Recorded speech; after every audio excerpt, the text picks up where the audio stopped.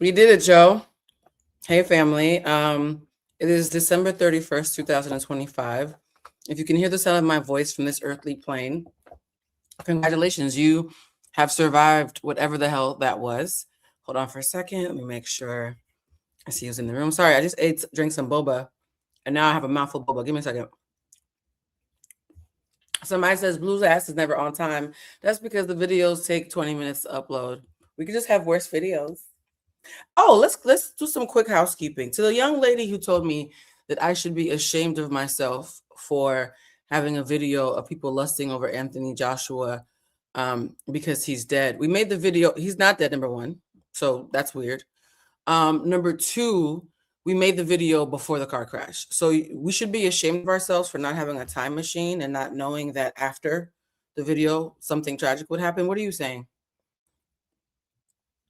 You guys love to be self-righteous. You love to be righteously indignant, which tells me how disempowered you are, because only disempowered people make up reasons to be mad. So for anybody who's like, oh my God, Blue's lusting after Anthony Joshua when he just got into a car accident, that's not how math works. We did that live Sunday evening. The accident happened on Monday morning. I hope that clears that up. Also, to the person who said, hey, I don't see any new members' lives. Did I miss anything? Yes, you did, because during the Anthony Joshua live, I said, oh, God, we're going over.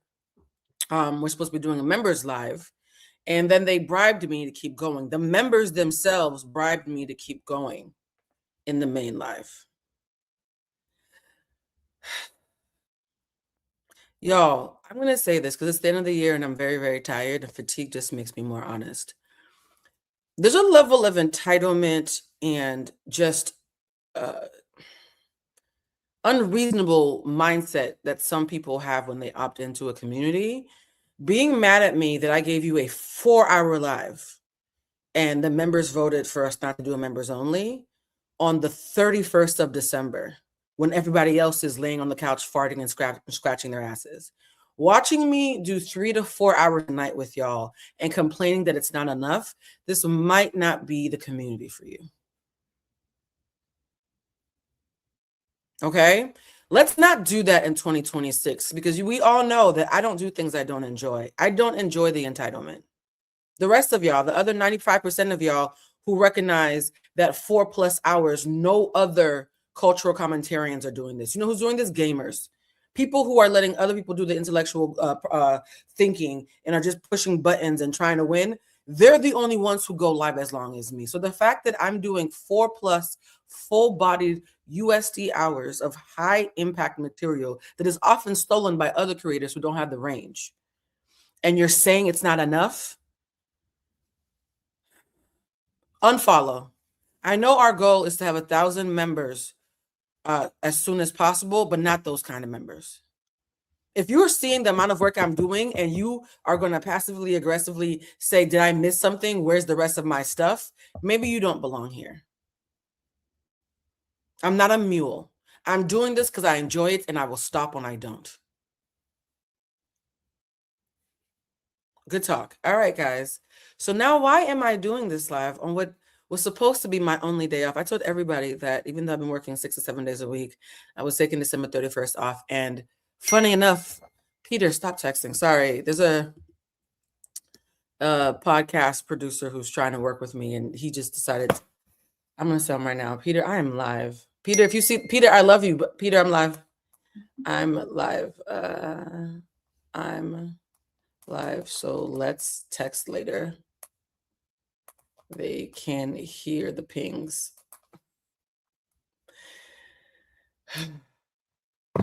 You know what? I think tomorrow, before we do the Tarot Tuesday, because you guys know we're doing Tarot Tuesday on Thursday, because I want to do big old New Year's, I'm going to go over my top 3 to 5 lessons of 2025. And one of my lessons is, when you're an abundant person, people are often not grateful. Instead, they are greedy. The way that I spoil the people that I love, there's no reason people should be asking me for more, and yet here we are. So yeah, I think we're going to do a retrospective, because I'm walking away from this year grateful, but also like, some of you people have some nerve. Some of y'all have some nerve. You've already convinced me to close down the shop after January 11th. Oh, for those who missed that last live, the Bluecentric shop, which includes consultations, 101s, and candles, will be, somebody's talking me into pushing it to the 14th. I did say Sunday the 11th, and someone said, Blue, people rest on the 11th. Can you at least give us till Wednesday? I'll be reasonable. So the shop and my consultations will no longer be up for booking until further notice after January 14th because of this. I need a timeout. I need a timeout to recalibrate, to rest, to let y'all miss me so that those of you who are taking me for granted can have a moment to breathe. And I can still figure out how to go back to enjoying this. I will always leave. By the way, I'm a Gemini rising. I will always leave when I'm not having fun. Ask my ex-fiancés, my ex-bosses, my ex-best friends. I will always leave when it stops being fun. I will always leave when it stops being safe. So we're shutting down shop completely January 14th because my boundaries aren't being respected. And the only thing that makes people respect boundaries is enforcing them. Everybody's going to suffer because of those of you who didn't listen. It's on purpose. It will happen again. I love y'all so much though. Okay. I love y'all. So we'll still be doing the lives, but all the extra shit is stopping until I figure out how to make it clear that I'm not bluffing. All right, guys.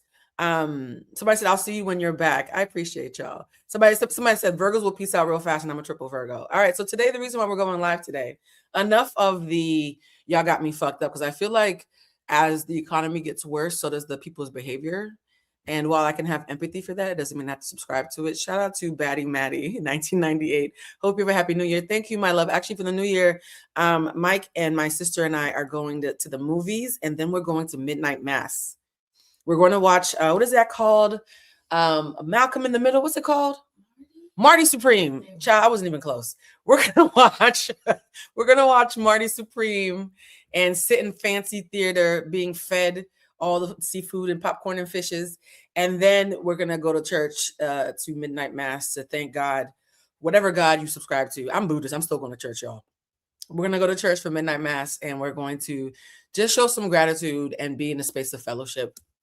I was going to go to Tidra's thing. Shout out to Tidra if she sees this. Tidra is having a beautiful event at Issa Rae's restaurant, Somerville, tonight. I was going to go and do a champagne toast and pop bottles and have caviar. And then I thought to myself, as sexy and up my alley that is, I don't want to be a consumer today. Today, I just want to have quiet fellowship with people that I love and like tell God I'm grateful. So we're going to church instead. Yes, guys, I've turned down the turn up for church. Who am I? Also too, tomorrow Dexter and Mike are coming over for pajama Taco Tuesday on Thursday, because I was tired on Tuesday, and we're all just gonna come over the house in PJs and order a bunch of food. I'm gonna go live tomorrow, so you guys might see them in the background, and we're gonna do Taco Tuesday on Thursday. We're also gonna do Tarot Tuesday on Thursday, so it's gonna be a super live. Basically, y'all gonna be all up in my house tomorrow, which is why Maya, say hi, Maya. You all know Maya from the paint story about what happened and why I had to call paint Jesus, because Maya decided that she wanted to breathe and take some days off. So I'm learning from her though, huh? You see? And so Maya's making sure that all of our drapes and stuff are up. It looks so good. Oh my God, it looks so good. Maya's helping with the finishing touches in the living room because tomorrow is a summer party. So yeah, we're going live because we talked about Anthony Joshua on Sunday and had such a great time. And so many of you thanked me for that live and said that us highlighting what a good human being he is, not just a sexy specimen, but what a good human being he is, reminded you that your vaginas weren't dead. A lot of you sent me that message. I'm not sure why you thought I needed to know that, but thanks for sharing. And so a lot of you said that he reminded you that you could feel something, which is great, right? That's the beauty of being around good humans. It reminds you that you're not dead on the inside. You're just surrounded by assholes. So we had this really great time. It got a little lusty. Some of y'all called it the Blue Crew After Dark. I agree. Watching back the footage, I was blushing, reading back some of the commentary, and it was so fun. And then we woke up the very next morning. Oh, Gio, you're going to summer party tonight. That's so fun. I wanted to have one tonight, but a movie and midnight mass felt good. But yeah, I love summer parties, by the way, guys. Yes, the vaginas were jumping, guys, and it got very, very feral in there. And then the next morning, we woke up to hear the news that Anthony had been in a car accident. The Facebook aunties rushed to say he had passed. He had not passed. Unfortunately, two of his best friends, a childhood best friend and his trainer, both passed away. And it didn't feel good to me to end the year not addressing it. And I also didn't feel good about making the new year about this. I don't want to talk about this tragedy on January 1st. And so unfortunately / fortunately, my only recourse was to go live today, even though it was not in my plans. Right. And so because we're going, oh, it happened at midnight. Yeah, because we're going live today unexpectedly. This live is not going to be as long as the usual because it's a freebie. Oh, shout out to her queen. Her queen said, "Oh my God, I want to be loud with my apology. I had to stop my membership for another creator and repurchase because I wasn't able to see the member video. So I was genuinely making sure I wasn't in error. So sorry, Blue. I appreciate that, queen. I do appreciate that. And if you see what I've been through with the other people, you can see why I'm just like, oh God, not somebody else who wants more from me. So queen, I appreciate that. Also, too, for those of you who are new in here, do you see how in this space, when I am displeased, I trust the audience to not think I'm a bad person just for being direct. And I also trust you guys to take accountability within reason. So queen, I appreciate that, love. I really, really do appreciate that. And I want you guys to know that that's what separates this space from a lot of other spaces is we're not going to do gotchas. We don't do shame. My sister will tell you, I'll tell my sister I don't like something in a heartbeat and then make her a play right afterwards. Like, it's not about shame. It's about, I love and respect you enough to keep it a stack rather than talk shit about you in a group chat. Right? You guys don't ever have to worry how I feel about you. I'm gonna always tell you. Look at God. Can you imagine if the rest of the world was like that? If people who loved you could keep you safe and still tell you when you're getting on their fucking nerves and then keep on loving you right afterwards? It's almost like we could like be whole people. Anyways, let me not even get into that.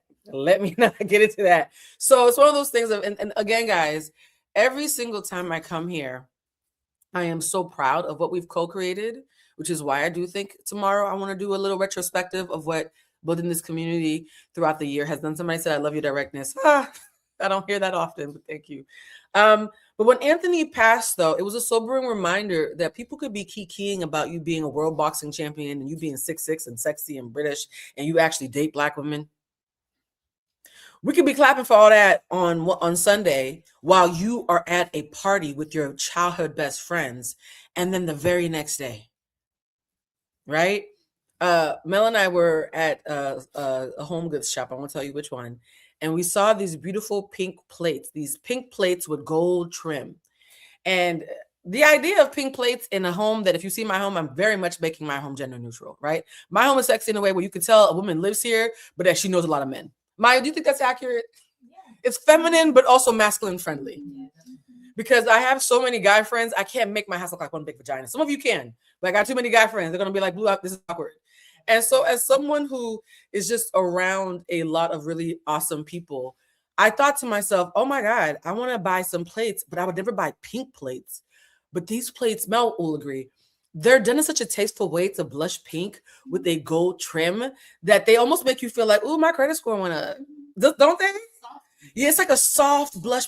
And the thing is, men look good in pink. So why are we pretending like pink only belongs to us?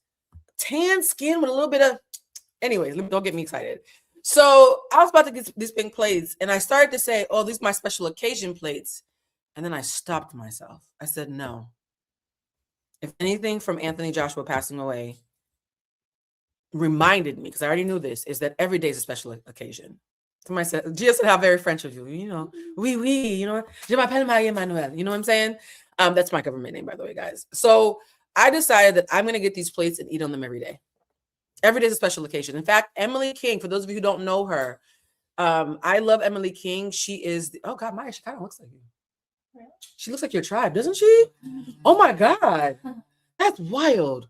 I be having people types. Like, there's a lot of copy and paste in my life. I'm noticing that. But Emily King, I always joke, is who Alicia Keys thinks she is. And Emily King is an amazing singer-songwriter. And I listen to her a lot when I'm traveling. I've decided that my song for 2026 is going to be Special Occasion by Emily King, because the song goes, every day is a special occasion.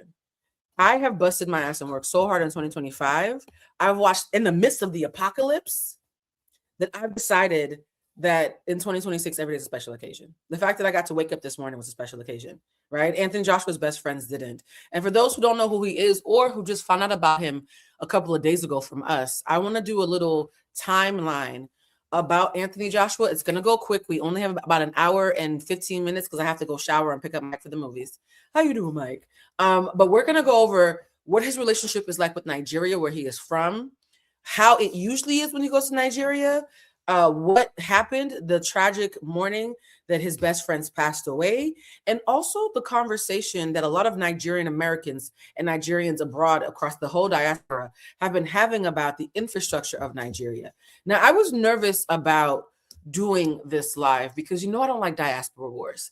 And as someone who's Haitian and Cuban, right? Two places that are considered developing countries. One's a very communist country that America hates. The other one is another Black country that America hates both sides of me, y'all. So as someone who comes from Haiti and Cuba, I didn't feel good about the taste of just saying Anthony Joshua's friends are dead because Nigeria has no infrastructure.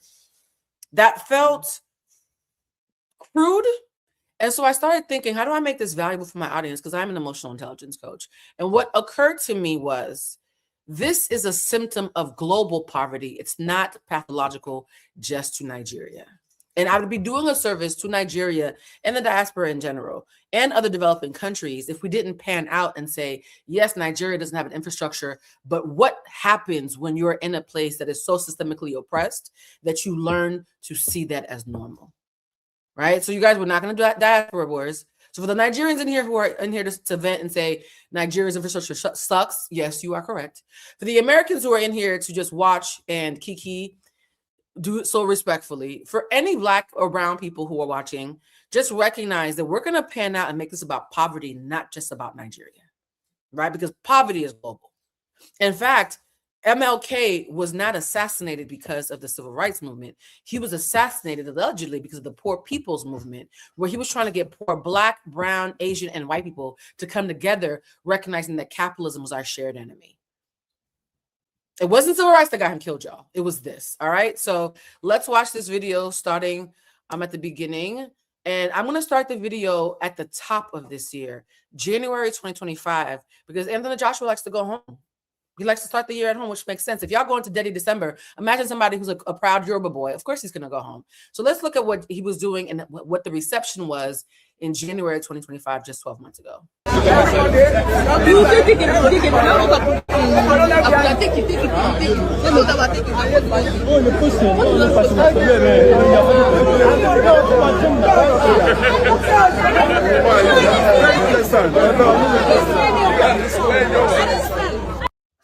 Happy birthday to your mom, Simone. Your story. Go to WhatsApp. Okay. Now, for those of you who are watching, this is Anthony Joshua. He's in Nigeria. You see everywhere he goes, Nigerians are so proud. They're flooding him. They're taking pictures. He seems very relaxed. You see how excited he is? He's not rushing. There's not security there pushing people away. He's chilling in his control. I'm doing this because the news will have you think that he was a foolish British Nigerian who went home not knowing any better about his country. No, he knew his country, the good and the bad. Again, this is him now in April, right? April of this year, 4 months after the last video. He's running through the streets of Nigeria, waving to his countrymen as he waves by, and everybody is happy.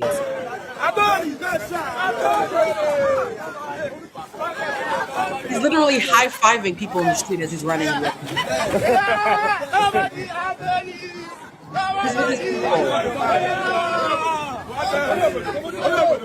Here's the thing. When you see places like Haiti, Cuba, Nigeria, Mexico, Brazil, they always make it seem like our people are nothing but poverty, right? They always make it seem that our people are nothing but our lack of infrastructure.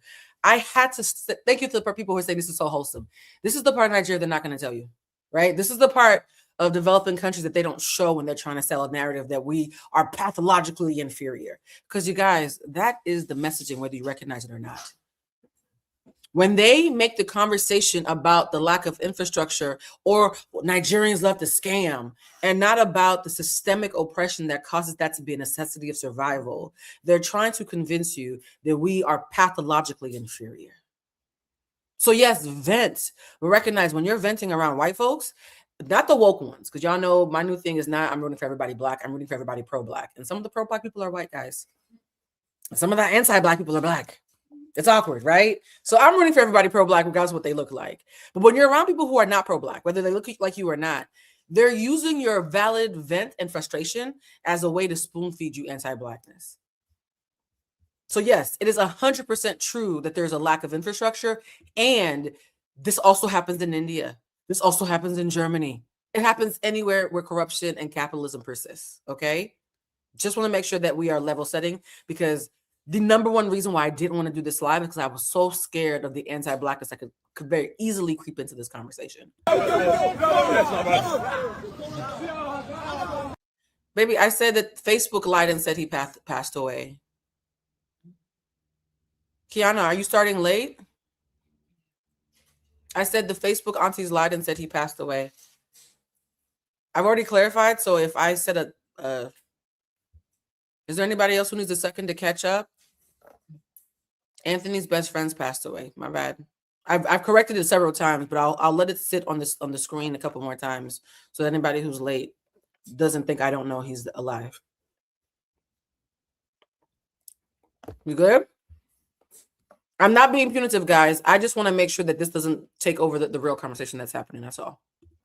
I know he's alive, babe. Thank you. Those who said I accidentally said a few times, I'm stopping to level set. We good? Correction totally received. You all, she said it multiple times. It was his friends, not him. I know, Gia. I know, Gia.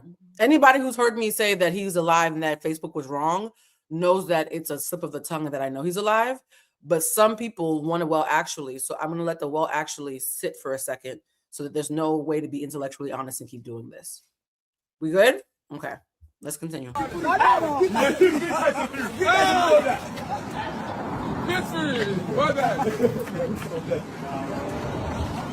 So I'm getting a trim this morning. So guys, this is him preparing to go to Nigeria. I'm heading to Nigeria today. So I'm getting my trim before I go to Nigeria. Yesterday was our end of year wrap up get together with all my brethren I grew up with. So I slept 1 hour. Slider, always early. I'm early. Yeah, I slept 1 hour and I feel. Somebody wrote, Blue, thank you for this. As a Nigerian, I didn't know I needed this. Nigerians have been very critical of ourselves during this time. Nigerians are the proudest Black people I've ever met in the world. They're also the ones who are spoon-fed anti-Blackness the most. I don't think that's a coincidence. I think the fact that Nigerians are so proud is why the system works extra hard to make y'all give each other the side eye, and it breaks my heart. Wounded. I know, you wanted it later as well. It's my fault. He wanted it later, and I was like, ah. But you know what it is? If the barber's happy, I know I'm going to get a good trim. So I was like, yes, boss. Whatever time. I'll be there whatever time you say. So I need it earlier. I need to get to church. So Do you hear what his barber is saying? I know you're Anthony Joshua, but I made you get up after only 1 hour sleep because I need to get to church because I don't want to send the wrong message to my children that I'm picking you over church. Even in tragedy, this man is so wholesome. The more Anthony Joshua videos I watch, I feel like he's a Disney character and Thumper and Bambi are going to come and eat grains out of his hand. It's actually astounding. And for those who missed that last live, I told you my homegirl said she broke up with him because he was too wholesome and she was popping. So the fact that I'm not just seeing it and through video, people I know who know him are telling me this man is very wholesome. That's why I'm concerned for his mental health, because survivor's remorse is real. We're going to get into that in a second. I need it to be earlier. yeah, right there. And I thought, you know what? Telling my children that I'm going to cut hair instead of going to church, I felt a bit like, am I setting the right example to them? Nah, it's good. Lads, we're about to end the flight. Anything can happen. What we say? Say Bismillah. Bismillah. Bismillah. Take me. Man them. Bismillah. Okay, this might be triggering for some people who, have complicated feelings around death. This is video of him and his boys arriving to Nigeria. Within 24 hours, these men would be gone. If you are someone who's triggered by death right now, please don't think I'll be upset if you take a moment out from this live and watch it later. I recognize this is triggering, right? This is why I wanted to be thoughtful and mindful about how we handle this. So imagine you're in Nigeria with your best friend that you've known since you were a child. He just beat the dog shit out of Jake Paul. He's getting all this attention. The world finally knows his name on a grander scale, and you have no idea these will be some of your last moments. I need y'all to understand why I do everything with such urgency. I've been to so many funerals. My mom almost died a couple of years ago. And so for me, death is forcing me to live. And that's kind of the message I want this to be in this live, is that like death is a reminder to live. It's not a reminder to give up. It's a reminder to live. Show you the streets of Nigeria. Oluwasina, the first Iranian ever to step foot in Nigeria. Hey, 2 times this year as well. That's crazy. April, December. That's why you're called Oluwasina now, bro.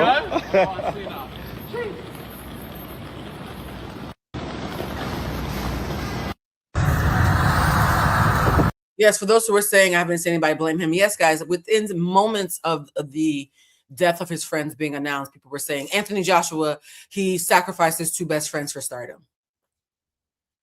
I intentionally left those videos out because I trust y'all to know that's bullshit. Instead of highlighting the videos of people who believe the Illuminati convinced Anthony Joshua to sacrifice his best friends, which I do not for 1 second believe. There's some people in this industry I would believe that, but not him. Because I know a lot of people who have very big mouths who since my last life have told me stories about him that tell me Anthony Joshua and he might be one of me. He might be one of the neurodivergent cliques. You know, you see somebody who's a little too wholesome, a little too honest. You're like, you got a little bit of autism. He's one of those. So when I tell you everybody, including my messy friends who always have tea, are like, no, he's a nice guy. We're like, why are you so nice? It's weird. Like, he really is salt of the earth, mama's boy from Nigeria, right? And so those who are trying to say that he sacrificed his friends, I'm intentionally putting out this video highlighting it's more probable that Nigeria's dangerous roads where millions die every year was the cause, right? That's a lot more probable, yes? And so we're going to talk about what we think really happened and what logically makes sense, and that's in alignment with the facts and with his character, than letting this be like a Tasha K page where we use something sensational. Had I wanted to be a messy bitch, I could have made it about that, but my spirit guys would have yanked me out of my sleep. Now, this is just hours before the crash. They woke up that morning and were playing table tennis.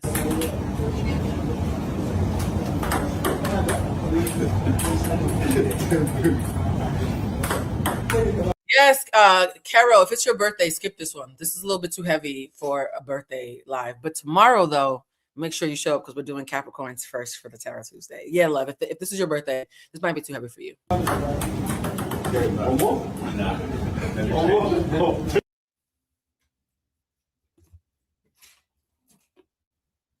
Anthony Joshua's best friend came to visit him in Nigeria, and in less than 24 hours, he's been confirmed that his 2 best friends are the ones that died in that accident. Yes, the ones you see here, they're the ones that died.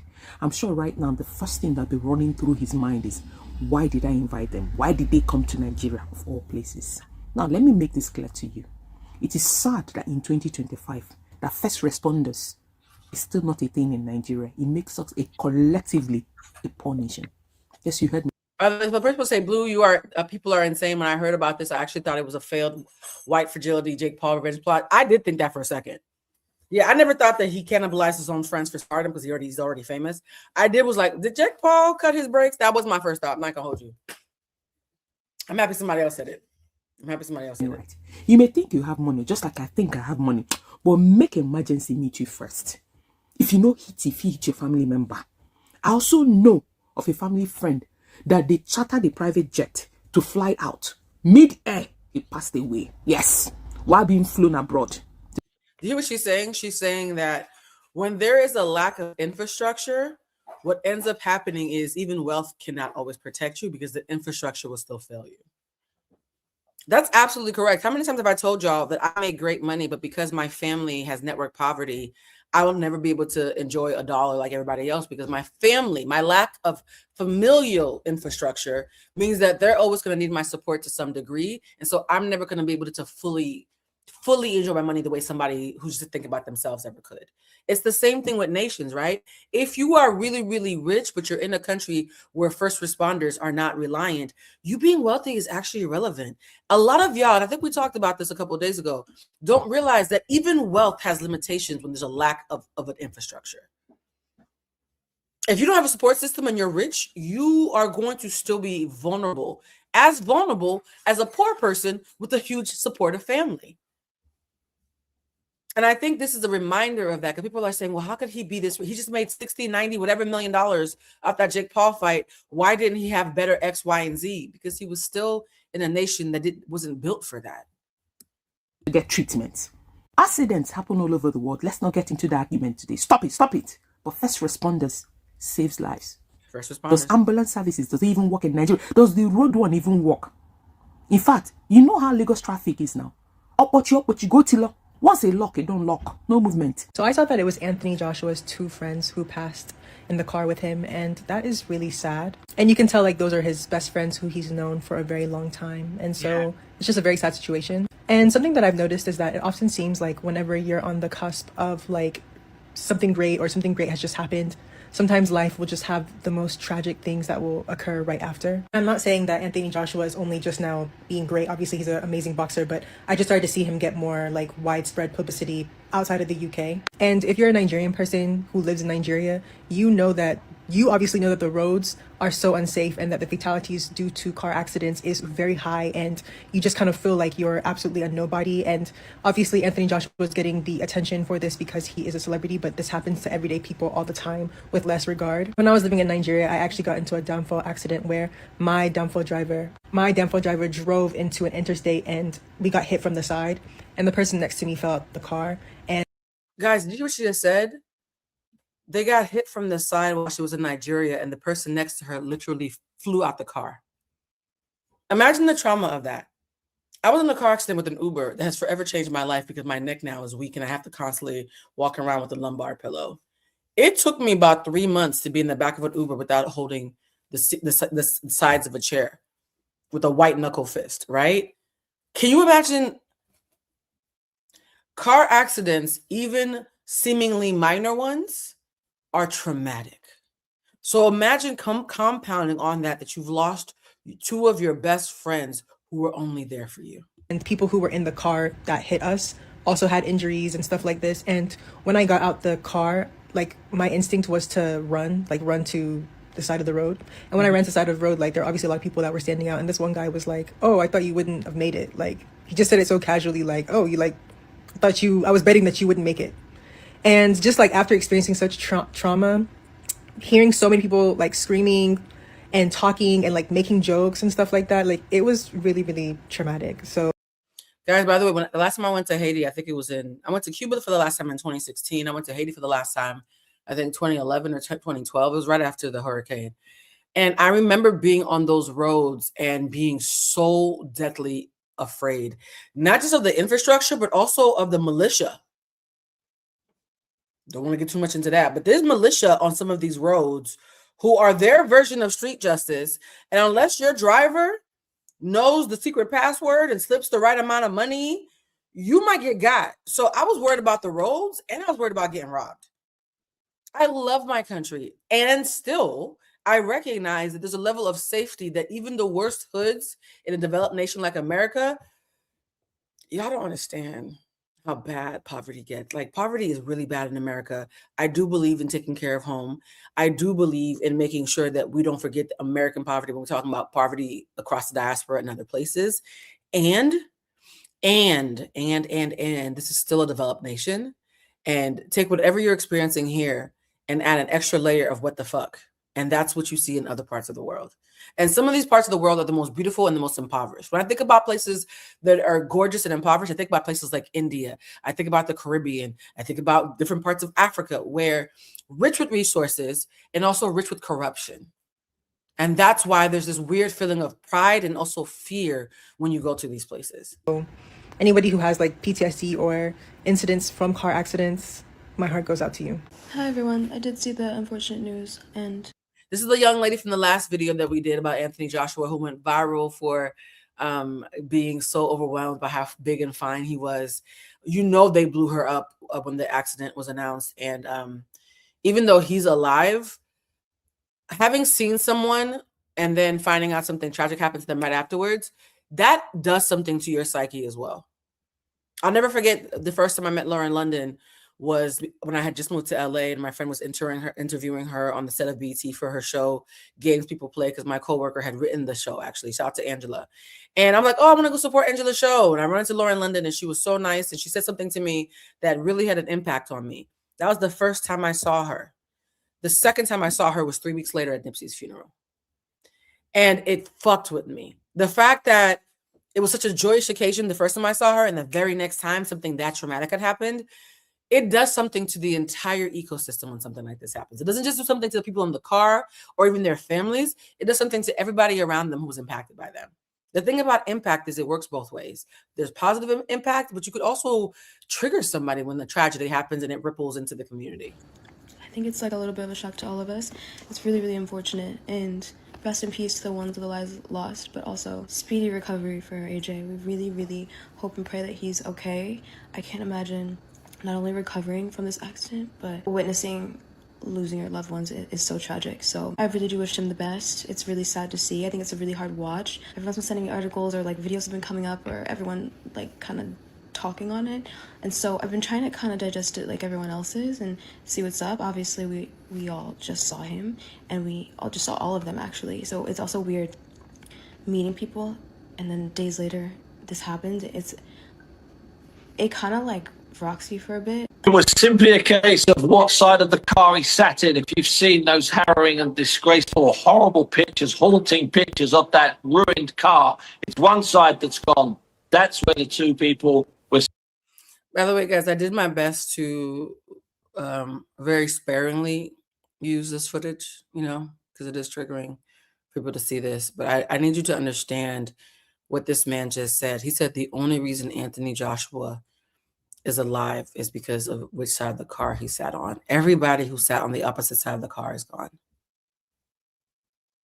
That when your mortality is that fragile, it has to have an impact on you. Sitting, that died. Had Joshua chosen to move around in the car, he would have been in that position. Anthony Joshua's situation is very unfortunate, and people are pointing out how there was no ambulance access during the accident.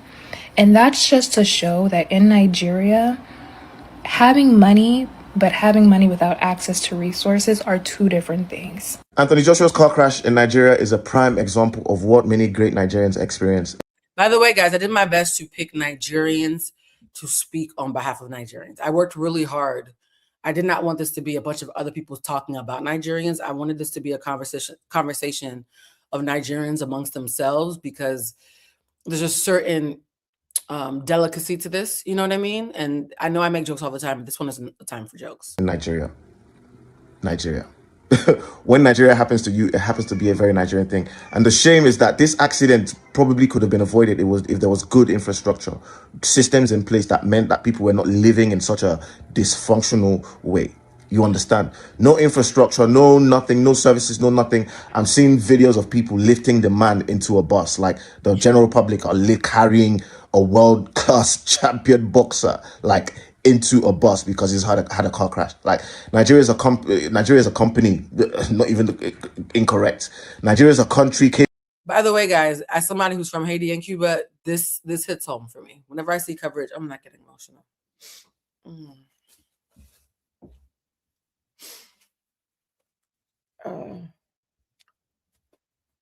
Y'all have Wi-Fi. Y'all see the news about Haiti. Like, it breaks my heart. Like, every time I see news about what's happening home, I'm just like, oh God, I hope my family's alive, right?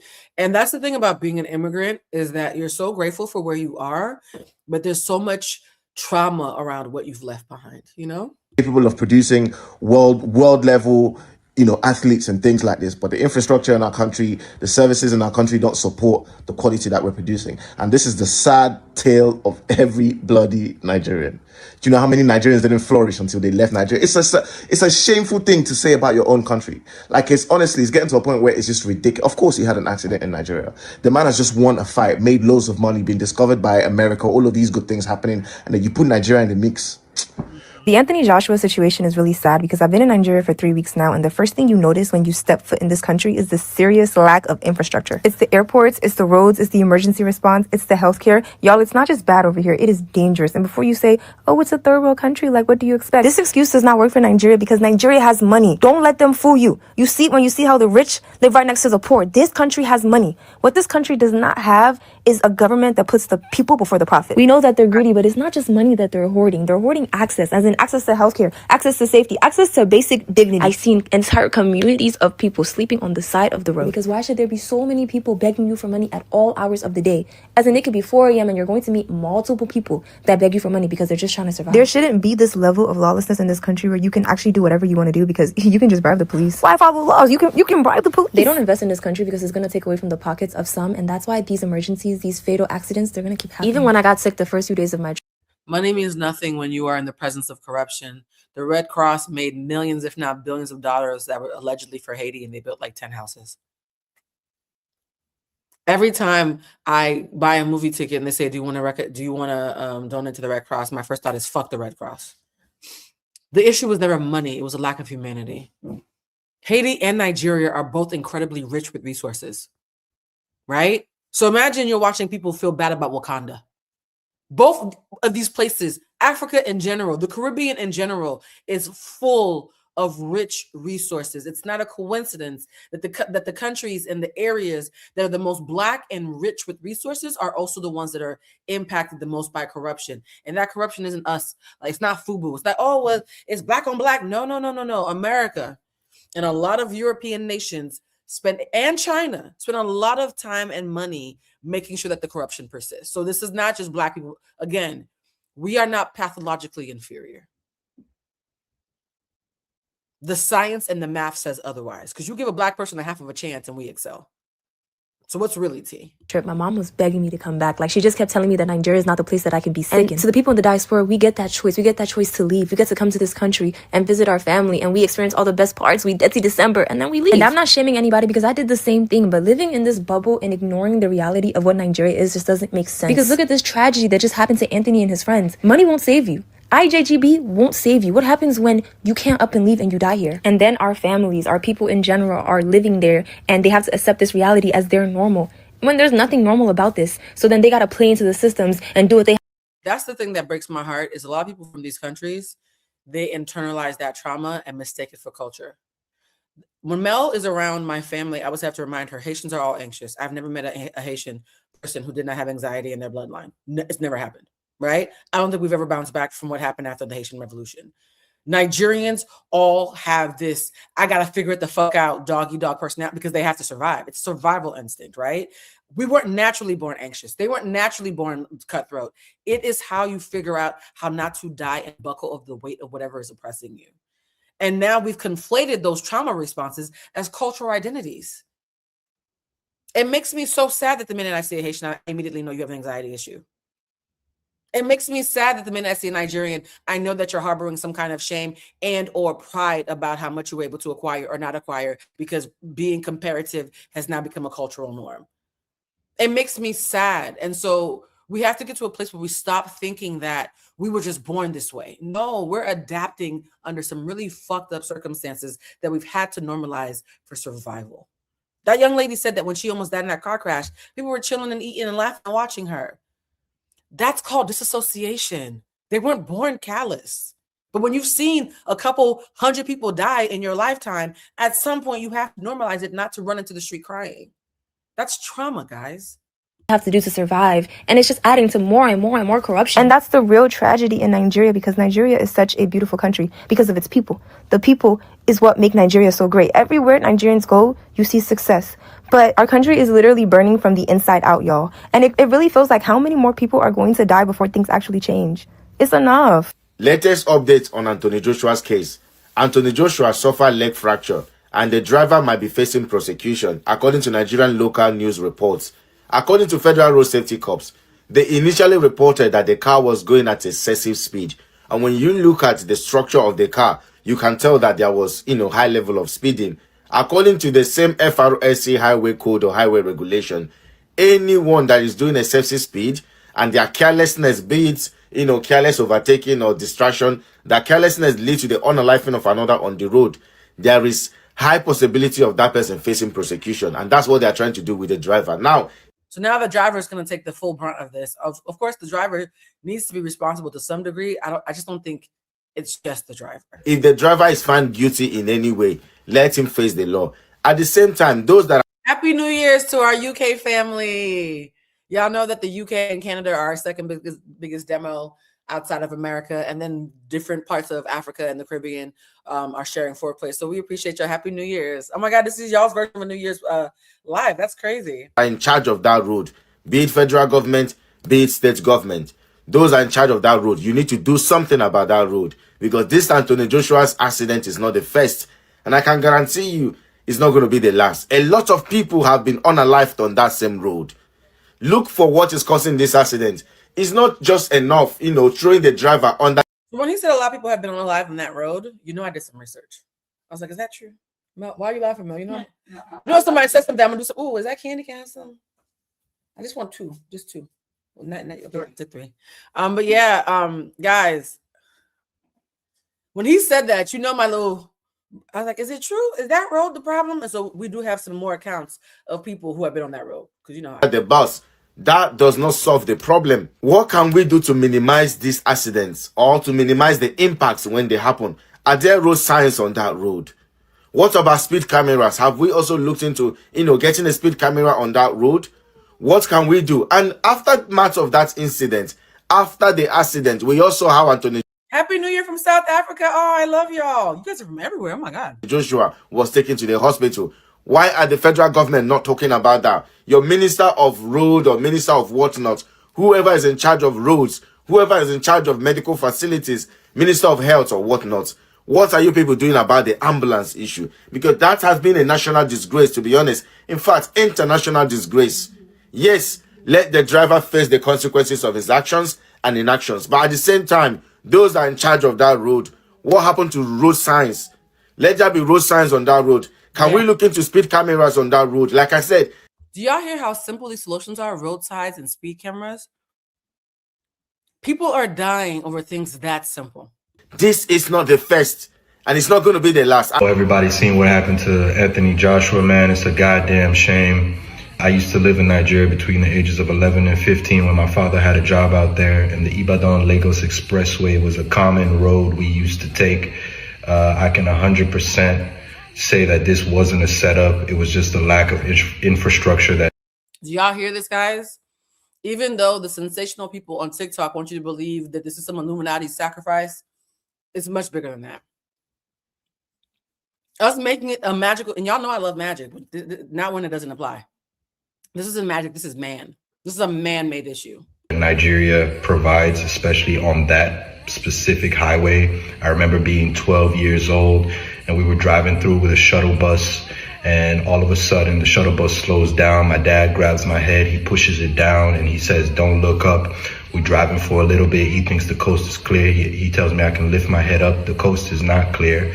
What I saw was about 12 to 15 freshly burnt bodies laid out all over the road. Personal saying could be both. No, I do not believe it was sacrifice. As somebody who, I'm sorry, I don't think that it was infrastructure and a sacrifice. I do think it is incredibly callous of us to keep jumping to the conclusion that Anthony Joshua sacrificed his childhood best friend for fame when he was already famous and had just won several millions of dollars. Can you imagine if your father died and we all said that he did that, that it was your mother's fault? It would seem disrespectful, right? I need you guys to understand it is disrespectful to keep on saying that we think Anthony Joshua is responsible for this. There's a nastiness to that I can't let casually fly. I don't think it's cool. I don't think it's cool, guys. From an oil tanker that had just exploded maybe an hour to 2 hours ago that was still in flames in the middle of the road. There was no police. There was no ambulance. People were walking by, driving by. Shit, our shuttle bus drove by like nothing happened. And it's a goddamn shame. I don't know how many people die on that highway every single day that's not reported about because obviously they're not public figures. But man, it's a shame that it had to happen to him in a moment where he's being celebrated. I really hope he can get through that. You guys were saying goodbye to Maya. I said, bye, Maya. They all know you now. All right, guys, let's continue. And yeah. Anthony Joshua's mental health following the tragic car crash. Now, guys, I do want us to spend some time humanizing Anthony Joshua. Not they're yelling "Bye, Maya" in the chat. That's hilarious. I do want us to spend some time ruminating and rehumanizing Anthony, right? Because I am heartbroken by how quickly people were to blame him. And I want us to talk about, as a human being, what it must feel like. Mel, do you mind closing the drapes? Like untying them and closing them? Yeah, the way that they should look normally. I want everybody to stop and think about how would you act in his position, because sometimes being sensational is often a coping mechanism in order for us not to admit that this is something normal. Because if we admit that it's something normal, that means it could happen to us. This need to make everything the Illuminati. This need to make everything a blood sacrifice. This need to say that Anthony Joshua was a rich man who sacrificed his friends and therefore he's nothing like poor regular me. That is your brain not wanting to recognize that this could happen to him, a regular person, and it could also happen to you. That's a trauma response, guys. Even being sensational is often a trauma response that we don't recognize. You feel better if you can other the person and blame them so that you don't have to see the version of you that lives inside of them. Hi, I'm Professor Ahmed Hankir. I'm a consultant psychiatrist and I assess and treat mental health conditions, including trauma-related conditions. I want to be absolutely clear. I'm not Anthony Joshua's psychiatrist. I have not assessed him, and it would be unethical and irresponsible to speculate about his mental health. But I do want to challenge something I've been hearing.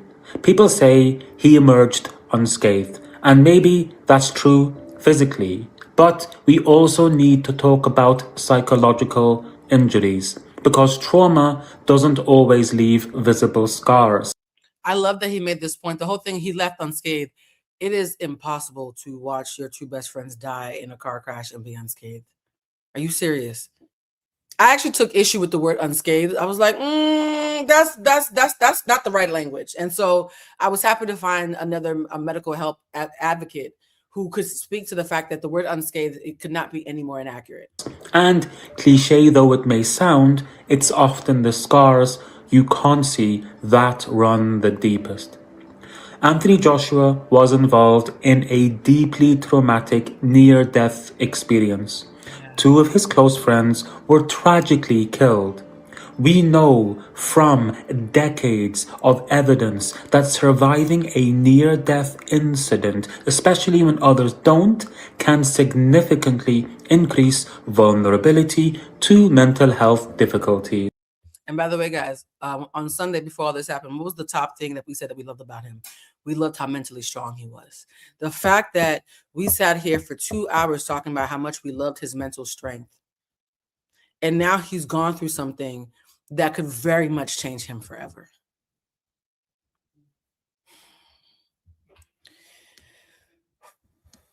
Y'all, this is heavy, but I also think that this year ending on this note feels accurate to what this year has been. I feel like 2025 is going to suck every little last bit out. Please drive safely or stay home tonight. Just feel like I need to say that right now. Please drive safely or stay home. That can include acute stress reactions, post-traumatic stress disorder, and something that's often overlooked, survivor guilt. The painful question of, why did I survive when they didn't? To be clear, I'm not saying Anthony Joshua has developed any of these conditions. What I am saying is that his vulnerability has increased because he's human and every human being has a breaking point. And of course, Anthony Joshua, the loved ones, and the families of those who were tragically killed must be absolutely devastated and distraught. How could they not be? This is a moment for kindness, compassion, and support, not judgment or speculation. Our thoughts, our prayers, and our hearts are with them. May Allah subhanahu wa ta'ala grant them comfort, strength, and relief during this unimaginably painful time.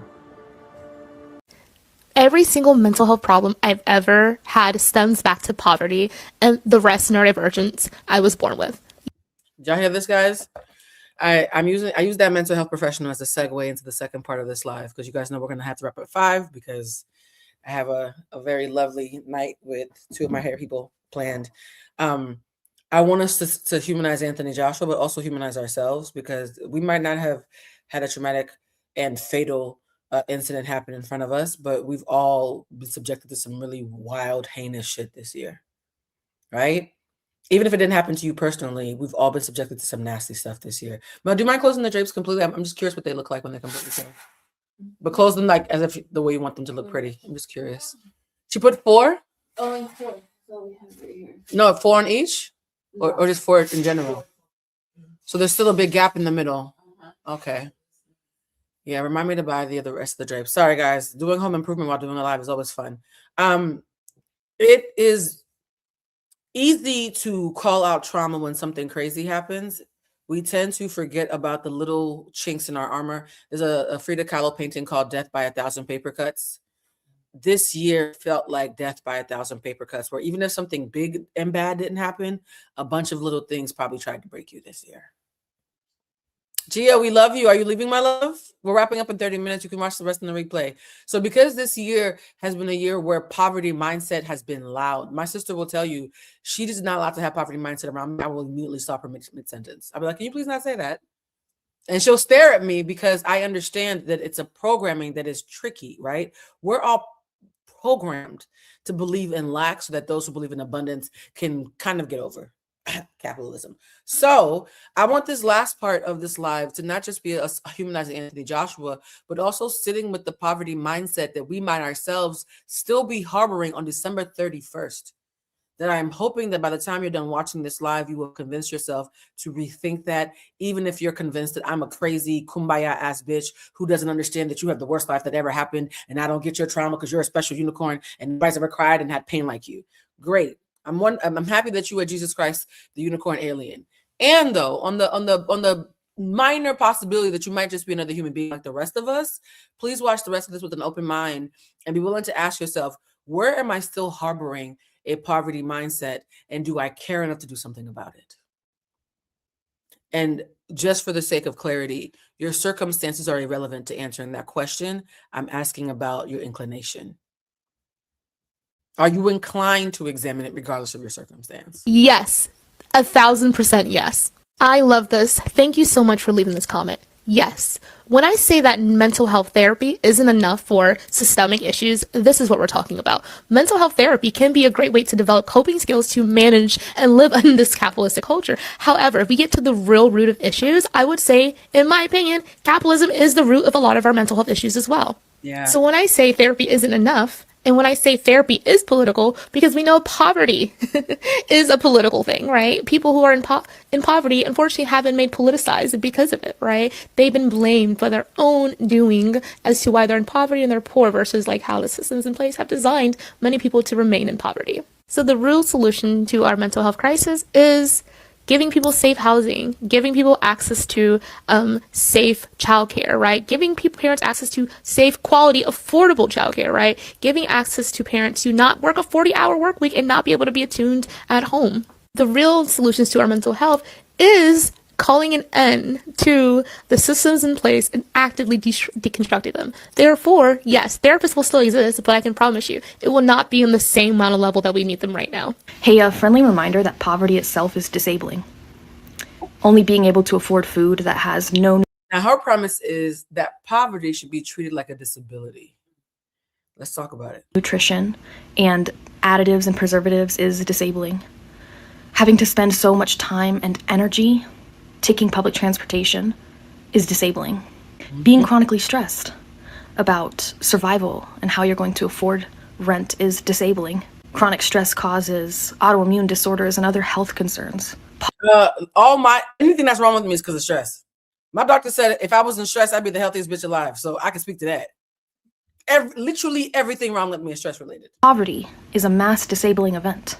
And this is why poverty and class consciousness are inherently tied into disability justice. Yeah. This is why it's important that we organize and mobilize based on the principles of disability justice. Poverty is disabling. And there are... For those in here who are saying therapists need therapists too, absolutely. I keep on telling you guys this.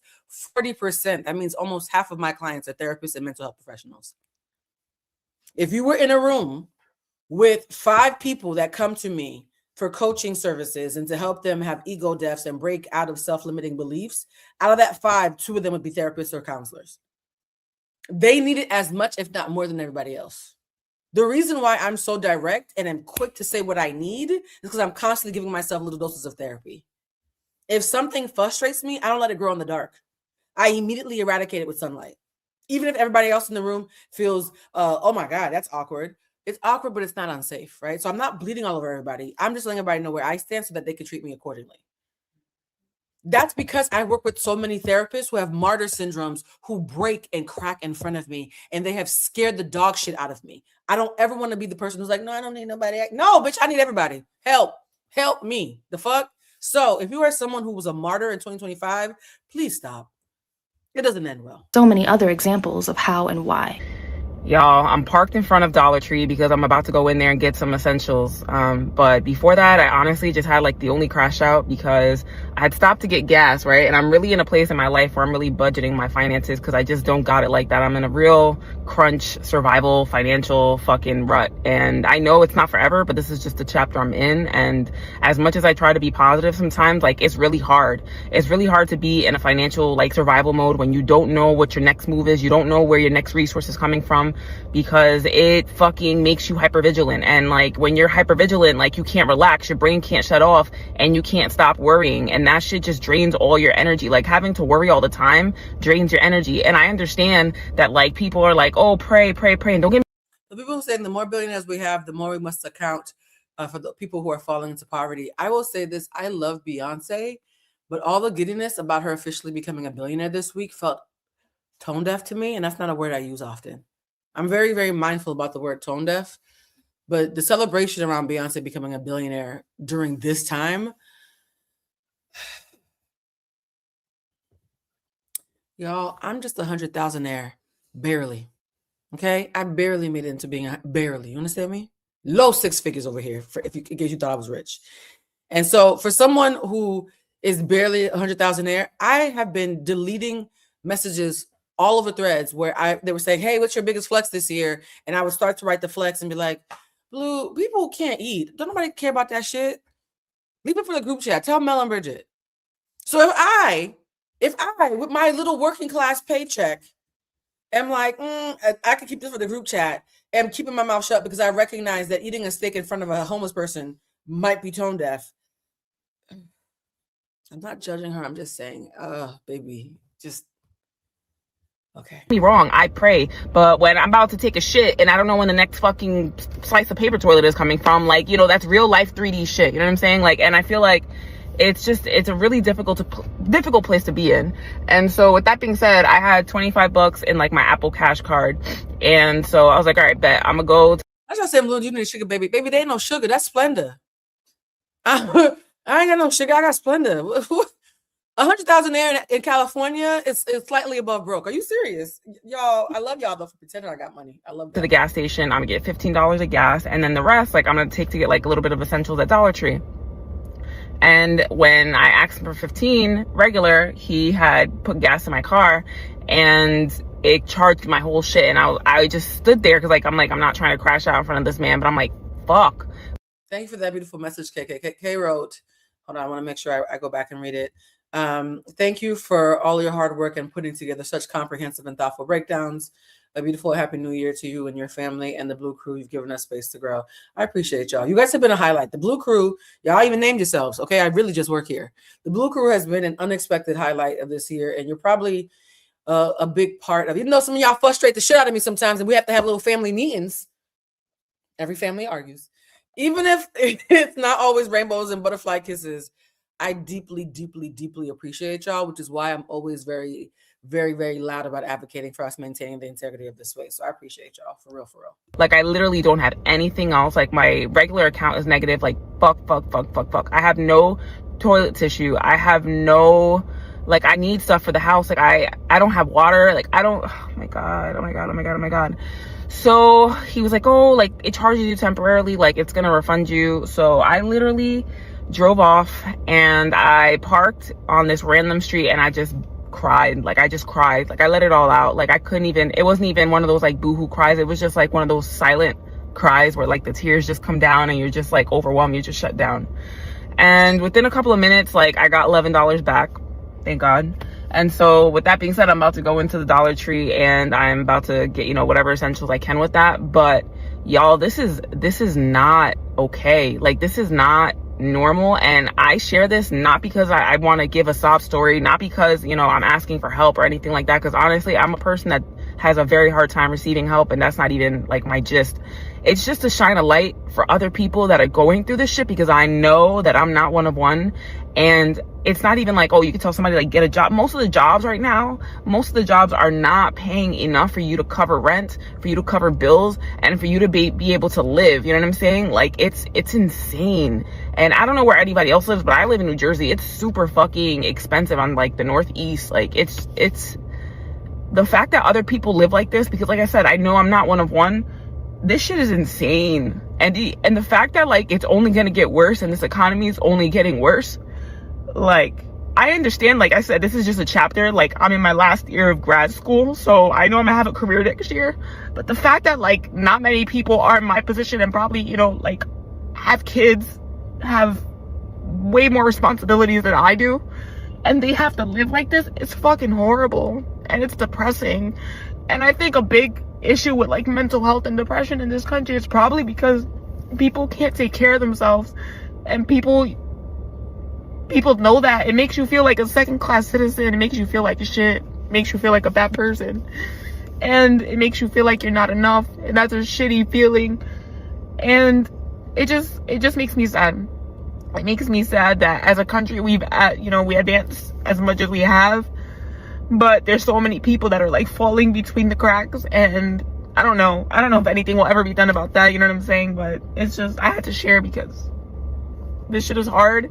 And if you're going through this, I'm really sorry. And honestly, I wouldn't wish this on nobody, for real. Financial crisis is the suicide risk factor that nobody wants to talk about. You guys, you see how when we're talking about Nigerians on the streets watching Anthony Joshua and being disassociated and callous and not letting themselves feel their feelings out of survival, it sounds like just political grandstanding. But the minute I show an American woman in a parking lot crying over $11 at Dollar Tree, somehow you see her humanity. It's the same thing, guys. Imagine if that $11 for Dollar Tree is now only $2 in Lagos, right? They want you to think it's different when it's people who don't sound like you. And yet this is just human beings going through human shit. If I can tear up for her, I can't dehumanize the people in Nigeria. People are people are people are people are people. My favorite quote, the one that I considered getting tattooed on my body until I realized I don't like pain like that, is by a nigga named Terentius, i.e. Terrence. I went to Latin school, so we said everybody in their Latin names. Terentius once wrote a quote, Mel's laughing at me, that said, I am a human being, and therefore nothing human is foreign to me. I am a human being, and therefore nothing human is foreign to me. My show is called Humanized because Terentius's quote is literally my lighthouse for how I live my entire life. If I am another human being talking to another human being, I always have an entree point. This is human beings going through human shit. Wanting to be home with your people after a victory is human shit. Wanting to celebrate with your best friends is human shit. Thinking that you'll survive a road that you've survived your entire life and unfortunately being wrong the last time is human shit. And also, having thoughts about hurting yourself during the holidays is also human shit, right? And so I'm not just asking you to be compassionate to a fine 6'6" boxer because I feel bad that we were lusting over his body parts the day before a tragedy. That's not what this is. This is a, hey, can we make sure that we're not adding to the noise, especially right now? If you cannot pay your rent, if you cannot pay childcare, if you cannot pay your utilities, that is not a mindset issue. That is not an issue that your therapist, that I can fix. That's an economic issue. So if we really want to raise awareness about suicide risk, suicide awareness, if we want to really minimize and mitigate the deaths by suicide, one thing we can do is pay people a livable wage. We can cancel debt. We can cancel student loan debt. Nobody should have to choose between groceries and their medications. And those are the real suicide risk factors that nobody is talking about. You know, it's actually kind of crazy because as a landlord, I deal. Now, here's the thing. This Asian lady is rich and she about to talk to y'all a little crazy, but she's not wrong. So breathe in before she starts. Okay? She about to talk to y'all a little. She's not as delicate as I am with this topic. Okay? She about to call y'all broke to y'all face, but just let her cook. Just let her, I promise, just let her cook. Just let her cook. deal with people who don't have a lot of money. I used to invest in these areas that were really not well off, and you kind of see this pattern with like the language of the poor. People who are never able to own houses, like people who have struggled paying rent, this is their language, the language that they speak. And it's interesting because when I talk to them, I have to change my entire mindset. When I talk to them and engage with people who are from this mindset and or from these places, if I'm out in the wild and I see people like this, I have to mirror match because I can't come at them the way I would come at someone who is equal to me in terms of financial success and mindset, right? This is a different mindset. This is the mindset of someone who is consistently poor, and it's a language. The language that they speak is very, very reactive, as in things are happening to them and they can't do anything about it. It's this constant mindset and thus language of saying things like, well, you know how it is. I've never paid a living wage. Well, you know how it is. Inflation is just out of control. I'll never be able to afford whatever. It's always like this negative, like, and I always have to mirror match, even though I totally don't agree with any of it. And oh, you know, it's just hard these days. I'm never going to reach those things. And nobody can. It's impossible. I literally have to like, totally. Yeah, no, I get it. Like, how could anyone survive in this current climate? I can't say the truth. I can't say the truth. Well, actually, here's what you can do. Well, actually, here's what you can do. Well, actually, this is what you... I can't be that person because that's not what they want to hear. They don't want solutions. Solutions are just more problems. People find me annoying because I'm constantly finding solutions rather than wanting to sit and lament in the problems, and I'm ruining their fun. People get annoyed that I would rather them evolve than tell me that sad story for the 15th time. Her delivery might not be as palatable as I would try to make it, and she's not wrong. I know it's awkward. She's not wrong. Because it means that they actually have to take action and change the way that they think and the way that they act. It's much easier to just be consistently victimized. Because once you're a victim and you're really comfortable being a victim of your circumstances, that's your identity. That's your language. That's how you talk. Right? I see it all the time with job seekers, people that are angry at recruiters. I'm a recruiter by trade. And I see people all the time be like, well, recruiters never get back to you. And all the jobs are given to the immigrants. And all these H-1B holders are taking all the good jobs. Like, that's the language. That's the language of the have-nots. Right? So when you hear that language, you can all you can say is pat them on their back and be like, I hear you. And by the way, guys, I once had a lunch with a billionaire. I'm not going to tell you which one. He was black, though. I once had lunch with a billionaire, not my last, but he was definitely my first. And when he got out of that lunch with me, he's a billionaire who's notoriously anti-black. Like, he don't like black women in particular. He likes black men, but he doesn't like black women. And my boss called me after the lunch with the billionaire and said, what the hell did you say to beep, beep, beep? Insert his name. I said, we just had a regular conversation. And he said, you have a beautiful mind. I said, excuse me? Like, he thinks I'm the R word? What do you mean a beautiful mind? What does that mean? He was like, he's not used to talking to people who are so like solutions oriented and empowered, but he could tell that you weren't like pandering to him. And he actually said he didn't think you gave a fuck who he was, and asked us if you even knew who he was. I was like, I know who he is.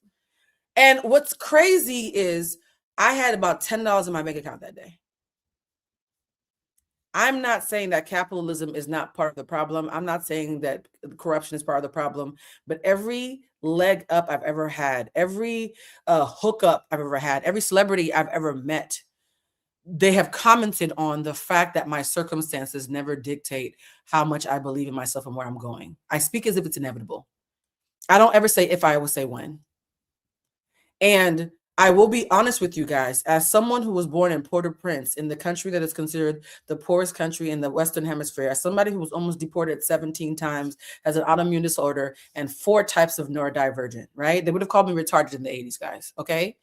As someone who literally is at the bottom of just about every food chain that you can think of, I probably still have one of the top 5 lives of people that I know. Mental health especially. Capitalism still exists. I'm still a middle-aged black woman in America in 2025, about to be 2026, right? All the circumstances that are meant to destroy me are still there. And still, I refuse to ever be a basic bitch because of it, right? So there's this thing of you have to acknowledge the external factors that are bigger than pull you up by your bootstraps, because that is toxically positive. And still figure out ways to take your power back simultaneously. Both have to happen, because everybody who's policing how tone deaf this lady is, because she is tone deaf, which is why I warned you, is going to use her being tone deaf as a reason to absolve themselves of the uncomfortable truth that is still baked into this message. And the term language of the poor, I hate to say it, of everything she said, that's probably the most accurate coin of phrase. Poverty has a language. That's why even when I was broke, rich people mistook me for one of them, because I was not being self-defeated, even though I was shaming the devil. I can call it capitalism and still take my power back, and also recognize what's a character flaw versus what is the system literally traumatizing me beyond my control. I can do both. That is a very masterful dance. But when you do it in broad strokes, and because something is not packaged perfectly, you're absolved of learning from it, that gets tricky. And that actually is the more highbrow version of a poverty mindset. Again, guys, part of being emotionally intelligent is sitting with something uncomfortable and not using that as an excuse to run from it. Move on, because they will never, ever see or do anything about it. They will never see solutions, and they will never take action to solve their own problem. This is a poverty of the mind. This is what it really is. My mom's been broke as fuck since 1982. It's currently 2025. She's still broke as fuck. When I started my cycle, my mom was so pissed because she had to walk to the store and buy maxi pads, as if I asked God for me to start bleeding out my coochie, okay? Poverty will affect your kids whether they speak to you as the parent or not. When your children know you have no car and you have no money, that is going to affect the experience they have as a kid. They're not going to be as willing and wanting to do extracurricular activities, develop hobbies, shit. They won't even develop a sense of style because you too broke to buy them clothes. And it's not even about buying brand new or super expensive things. It's just about enriching your child's experience. When all you can say that you've done for your child is provide them a house or a place to live, and a lot of times that shit is coming from Section 8 and they're in the projects, okay? And or providing them food via food stamps, as if this is shit you worked hard to give to them, you're doing absolutely nothing as a parent. And that is also why I am so against teen pregnancy, because as a teenager, you have not even given yourself the foundation or even been given the foundation to build as an adult. And now you're starting a family. So now you're starting your kids in quicksand, and y'all expect them to just climb their way out and be happy about it. My mama told me recently, why did you care so much about having enough money to provide a support system for your child? I had you poor. She used the word poor. I had you poor and you came out okay. I said, Mama, tell that to all the therapists I paid for. I didn't. Not only did I not come out okay, I had to bust my ass to figure out what okay even was. And now that you're about to be 80, I'm taking care of you because you couldn't even provide for yourself, let alone for me. Just because I didn't die doesn't mean it worked. I'm thriving in spite of you doing that, not because of it. A lot of people will think because they didn't die that what happened to them was okay. I disagree. Absolutely the fuck not. One of the biggest things I think that keeps people behind is living with a poverty mindset. A poverty mindset is basically where you take every opportunity you receive. Any money that's on the table, you're taking it, even if it's a low ball. And the reason you do that, you have this fear that all the success that you have is temporary or it can be gone tomorrow, right? This is really common amongst minorities because we're used to not having as much as, you know, our counterparts. It was keeping me behind. It's super important to reset your mindset to an abundance mentality. And that's something that I even had to do. I remember when I was first breaking into corporate America and I would receive job offers and I'm just like, man, this pay is really low, but this job is phenomenal. Like, I should take it. You know, even then, I recognized my worth and was like, no, I'm not accepting this. And I'm being very transparent here. When I first quit my job and I was in the process of moving, I didn't even know how I was going to do the furniture, how I was going to get all the things that I needed. I didn't know how I was about to do all of that, right? But when an offer came that was a low ball, I still wasn't taking it, right?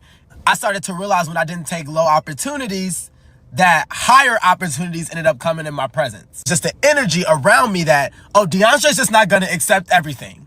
By the way, I'll never forget the first time I said Jason Lee an invoice and he was so freaked out. He had his team call me like, Ho, is you okay? I said, yeah, that's my price.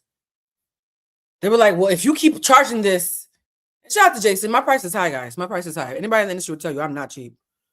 I give little community discounts to the Blue Crew and the people in the industry. I am not cheap, okay?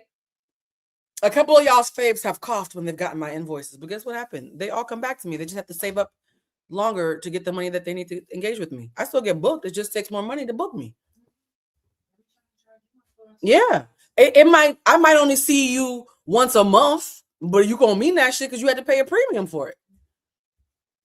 Everybody who's had their team call me about my booking fee has still booked me eventually because the fee's not changing. Again, there have been times I've done this with $20 in my wallet. I'm like, I don't want to set a precedent that I'm the bitch you come to when you ain't got no money. Because I'm going to stay broke if I keep doing that. I'm going to gamble it so that when you come back, you have the rest of my coins. Again, capitalism is real. Social economic disparities are real. And though, I'm not going to be part of my own problem. DeAndre's not just doing anything. Nope. And I think it's super important that everybody starts to embody an abundance mindset and not a poverty mindset. So people know I'm not just doing anything. My pronouns are pay me. You know, like my success is here to stay. What I have done is enough. He said my pronouns are pay me. Okay? My pronouns are pay. Look, a word. Already. Poor people are taught to just be grateful and be happy for the little bit that they're getting. And this sets adults up for failure should they ever achieve social mobility for a couple of reasons. One, part of luxury is choice. Choice is a luxury. That's why when you are poor, you don't have a choice. So you do have to be grateful for whatever is chosen for you. But in order to really make choices, you also have to have standards. You can't develop standards when you have been taught to just accept anything. You see this a lot in the type of lifestyles that people choose. People who have kids when they should have never had kids. People who have partners that are, clearly not great. You don't develop a sense of, I have choices. You just go along with whatever is happening to you. Now, I've used the example before of luxury hotels and how a lot of people don't get the full experience because to them, the standards start and stop at, I want a nice room. Yep. Everybody else is coming with a laundry list of things that they want, things that they don't want, because they have been raised that they get to make choices. I like doing yoga every morning, so I want them to have a yoga mat in my room. And people can pick up on the fact that you're the type of person who just takes what they can get, and therefore people are always going to take advantage of you in that situation. Happens all the time in designer stores. They might help you out, but they're not going to bring out the champagne. And in fact, you don't even know that you can just ask for the champagne. You think that you have to wait for them to bring it out. So when people are talking about, oh, the wealthy can tell that you don't have money, it usually comes down to little things like this, where your beliefs start to show up in your behaviors in distinctly different ways from everybody else in the space. By the way, you see what he said? The wealthy can tell when you don't have money. The wealthy can always also tell when you up next. I've had too many rich people tell me I got next, and it was because of the way I was moving. They can smell it on you. A wealthy person is often very judgmental out of survival because they have to figure out if you're a liability or not. They have more to lose than you do, guys. I'm humanizing even the wealthy. A wealthy person literally has more to lose than you. So if you are entitled, defeatist, poverty mindset Negro who's walking around thinking the world owes you something because you are sad that you got a bad set of parents, even if they adore you, you're a fucking liability. Because now everything they want to do that's epic, they have to worry that you're going to be freaking out and bringing down the frequency. And you don't have to be broke to be like that. A broke person with a broke mindset is more of a liability than someone who is, a rich person with a broke mindset is more of a liability than someone who's in between blessings, who's hungry for a win. I've had people say, Blue, I can tell you're just starting off with X, Y, and Z, but I love the way you think. I can tell you're going places. That guy, Peter, who just texted me, he used to work with Whitney Houston and a whole bunch of other people. I don't even know how Peter found me. Peter, if you see this, what's up? Peter keeps telling me, Blue, you got next. What do you need from me? Can we have lunch next week? I don't know why this man is convinced that I got next and wants to know how he can somehow figure out how to help me out. That has nothing to do with money. So yes, a lot of things are about money, but this isn't. I'm not dismissing poverty. I'm telling you how you crack open a window in that stuffy ass room so you can figure out your way out.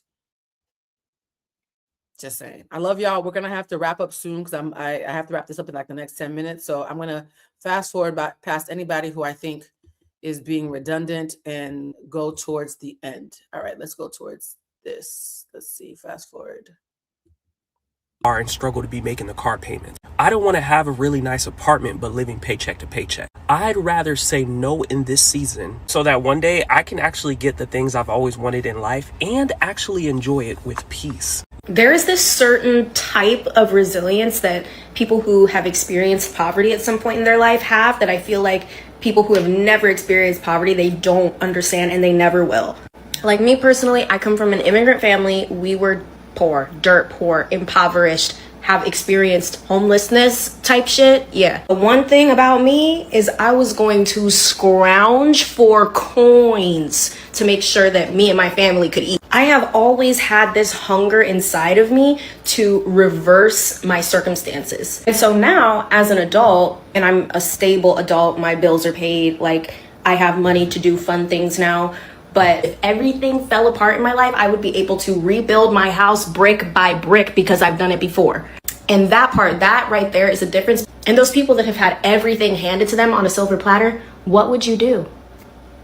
And no hate at all, because that's the life I want to give to my family. I want to make sure that my children, they never have to worry about a thing. But I'm just saying there's something wired in us that's different. And with the way things are looking in America right now, I feel like a lot of people are going to have a fall from grace. But us who have grown up poor or went through poverty, we gonna be okay. We will make do because we know how. Yup. Breaking generational strongholds of poverty mindset is not for the faint of heart. And I'm saying this as the first multimillionaire in my family tree. Ooh. The one to break that is going to do the most healing, because there's deep-rooted belief systems, trauma around money and survival mindset. Fight or flight is the only operating model, because you never really feel safe to just lay back and receive. It's a completely different identity and DNA makeup, cellular makeup. You guys, the replay phrase that I want you guys to write in the comments after this live is over in the replay comment section is that systemic oppression is real, but so is my belief in myself.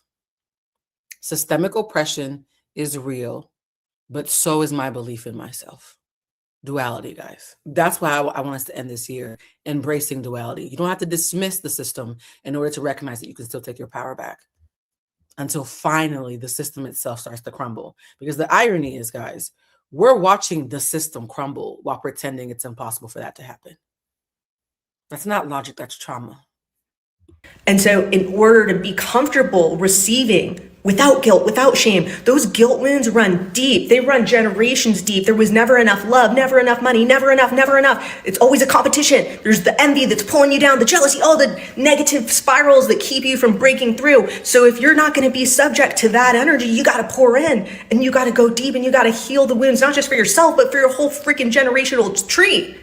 And yeah, this is not an easy story for me to share, because I know I'm going to get judgment even for speaking about my journey. And so it's like, you can't win no matter what you do. So you just got to do you. And it's a lonely path, but it's the most purpose driven and most aligned to God and source. And heavy on the lonely, guys. This has been the most financially lucrative year of my life. And it's also been the one where I've been outside the least, because I had to choose vision over the convenience of fleeting fellowship. Any fellowship that's happened this year has been very intentional, because my time is limited and precious to me. So I was outside all last year. I stayed the fuck inside this year. And my life has completely evolved because of it. I'm actually stunned how 6 months my life could change this drastically just by taking my power back consistently. I will say this, guys. So be civically engaged. And before we go, I want you guys, we do have an update, but hold on, you guys saw a peek of it. We were talking about Nigerians and breaking generational curses and trying to figure out how to have a money mindset. Well, our favorite money mindset baddie from Nigeria, Onyeka, has an update. I'm going to play this video and then the Onyeka update, and then we have to go because, of course, Danish deception. Yes, that was Onyeka. We have an update from Onyeka. Y'all, we have we're ending this year with a Danish deception update. This girl is the gift that keeps on giving.